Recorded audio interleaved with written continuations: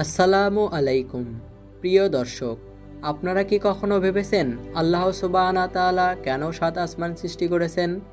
এই আসমানগুলো কোথায় অবস্থিত, আর কোরআন এবং হাদিসে এ সম্পর্কে কি বলা হয়েছে? আজকের এই ভিডিওতে আমরা আলোচনা করব এই বিস্ময়কর সৃষ্টি সম্পর্কে। তাই ভিডিওটি শেষ পর্যন্ত দেখুন, আর ইসলামিক জ্ঞান বাড়াতে আমাদের চ্যানেলটি সাবস্ক্রাইব করতে ভুলবেন না। ৭ আসমানের বর্ণনা। আল্লাহ তাআলা কোরআনে বলেছেন, তিনি সেই সত্তা যিনি সৃষ্টি করেছেন ৭ আসমান স্তরে স্তরে। তুমি দয়াময় আল্লাহর সৃষ্টিতে কোনো খুঁত দেখতে পাবে না। সূরা আল মুলক আয়াত ৩।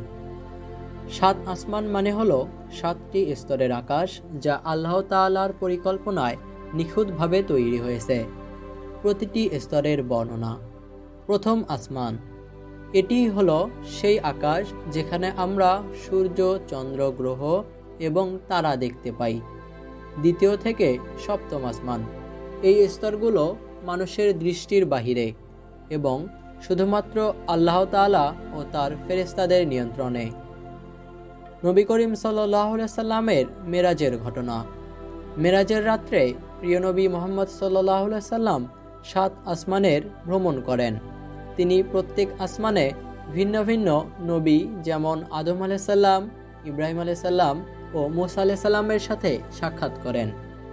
এই ঘটনা আমাদের জন্য একটি স্পষ্ট প্রমাণ যে ৭ আসমান বাস্তব এবং তা আল্লাহর কুদরতের নিদর্শন। কেন ৭ আসমান সৃষ্টি করা হয়েছে? আল্লাহ তাআলা ৭ আসমান সৃষ্টির পেছনে কিছু মহৎ উদ্দেশ্য রেখেছেন। কোরআন ও হাদিসের আলোকে আমরা বুঝতে পারি।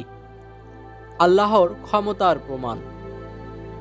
কোরআনে আল্লাহ বলেছেন, আমি তো আসমান ও জমিন এবং এ দুয়ের মধ্যবর্তী সব কিছু খেলাচ্ছলে সৃষ্টি করিনি। সূরা আম্বিয়া আয়াত ১৬। এই আসমানগুলো আল্লাহর অসীম ক্ষমতা ও কুদরতের পরিচায়ক। মানুষের ঈমান বৃদ্ধি করার জন্য। আসমানের নিখুঁত বিন্যাস আমাদের মনে ঈমানের দৃঢ়তা আনে এবং আল্লাহর প্রতি কৃতজ্ঞতা বাড়ায়। জান্নাত ও জাহান্নামের স্তর নির্ধারণ। ৭ আসমানের উপরে আছে জান্নাতের স্তর এবং নিচে আছে জাহান্নামের স্তর, যা আমাদের জন্য একটি শিক্ষা। ফেরেশতাদের কর্মক্ষেত্র। প্রতিটি আসমানে আল্লাহ ফেরেশতাদের দায়িত্ব দিয়েছেন। যেমন কিছু ফেরেশতা আছেন যারা শুধু ইবাদত করেন, আবার কেউ আল্লাহর আদেশ পালন করেন।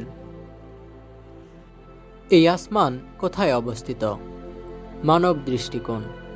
আমরা যা দেখি তা প্রথম আসমান। বাকি স্তরগুলো মানুষের সীমিত জ্ঞানের বাহিরে। আল্লাহর জ্ঞান। ৭ আসমানের অবস্থান এবং প্রকৃতি আল্লাহর বিশেষ জ্ঞান দ্বারা বেষ্টিত। বৈজ্ঞানিক দৃষ্টিভঙ্গি।